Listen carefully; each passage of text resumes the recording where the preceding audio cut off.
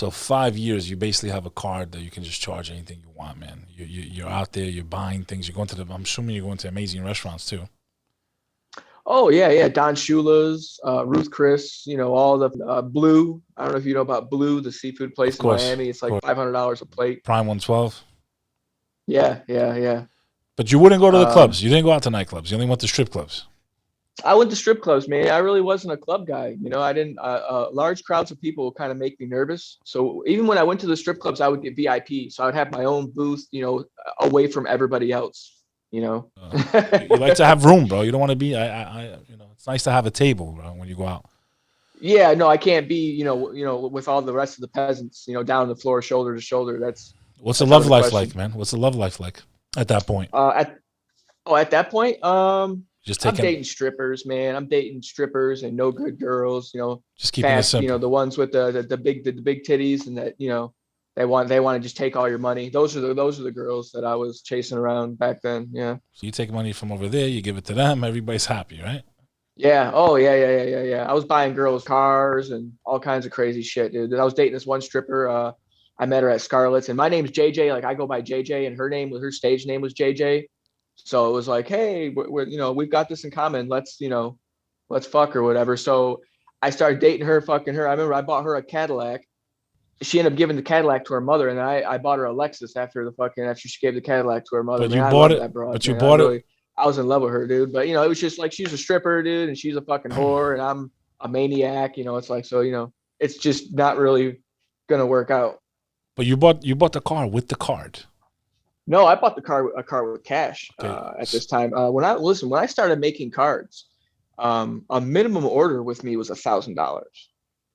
So that was the package. That was the base package. So for $1,000, you would get 100 debit cards, and then I would work with you on the driver's licenses. I wouldn't give you 100, but I'd work with you.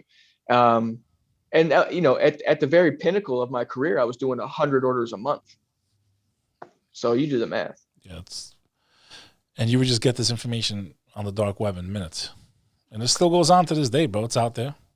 Oh yeah, they're doing it. Listen, ever since my stories went public, and I've been doing concrete podcasts, and I've got my own YouTube channel and all that shit. You wouldn't believe the amount of people that hit me up on a daily basis. So I wake up to 30 or 40 DMs on Instagram every morning. Just, oh, will you please mentor me? Will you please teach me the sauce? Fucking all this crazy shit. Let me go back to in jail. Yeah, real quick. Idiots. Yeah, so it's absolutely insanity, man. Yeah. But yeah, like I said, at the very pinnacle of my success, man, I was probably doing 100K a month. I can imagine the year you had, bro. The clothes you must have been buying, bro. Oh, listen, man, I had over 300 pairs of sneakers. You know what I mean? I only wear 501 Levi jeans, so I had every single one that in existence. Yeah, my hat collection, jewelry, fucking, it was insane. The whole thing was just absolute. It got way out of hand. At one point. You buying chicks bags too? Oh yeah, listen. I would go to. Listen. I would fly. I was flying out of Fort Lauderdale Executive Airport private out to Vegas every other weekend. You know what I mean? And I had me and a buddy of mine had like the service where you pay into it. You pay like $100,000, and you get X amount of flight hours. So you just call them wherever you are, and they send a town car to pick you up, and they take you right to the Fort Lauderdale Executive Airport, straight out to the airstrip, straight to the fucking airplane.